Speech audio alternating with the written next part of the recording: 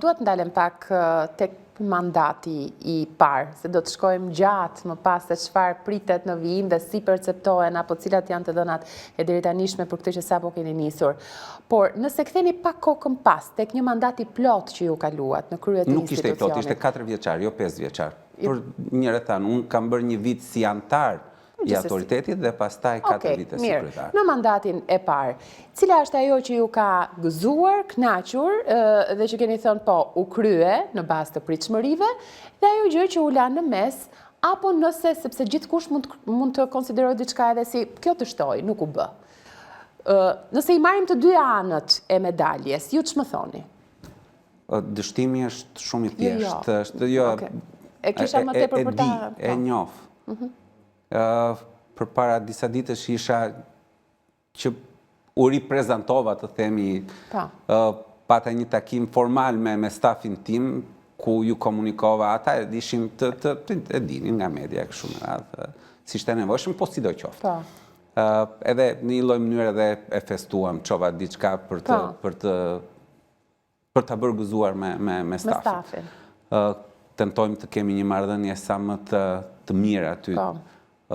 Kalojmë kohë me njëri tjetrin. Dhe kur unë 4 vjet më parë isha eksaktësisht në të njëjtën pozitë, një nga premtimet i cili mbeti elektoral, për fat të keq, edhe më dhëm shumë, është godina e atij institucioni.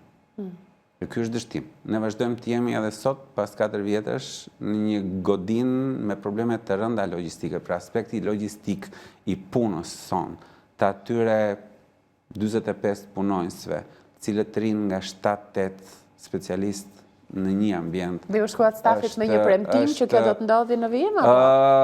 Firma ime e fundit, absolutisht firma ime e fundit si kryetar në mandatin e parë, ka qenë në një marrëveshje me Korporatën Shqiptare të Investimit për godinën e re ku do të jetë autoriteti, natyrisht do të kërkoj vite.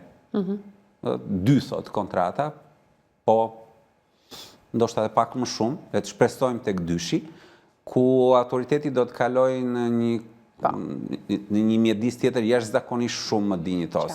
Po, kjo përsa i takon stafit, por godina është ajo që ju përket ju. Flas ju që je punoni për ditë aty. Si që punoni ju në kushtet tuaja, dhe tani që jeni zhvendosur, gjithashtu keni pasur peripecit tuaja. Po e ka fjalën për çështje që qytetarët drejtojnë syt, për cilat ne do të flasim gjatë edhe në vijim. Një nga gjërat e mira është rritja e pritshmërive. Edhe kjo intervistë këtu me ju, përndryshe ju nuk as do të kujtoheshit të merrnit në një drejtues të autoritetit konkurrencës. Në fakt, jeni figura më e kërkuar tani dhe unë ju falenderoj që jeni në studio dhe qytetarët kanë pritshmëri për t'ju dëgjuar me përgjigje.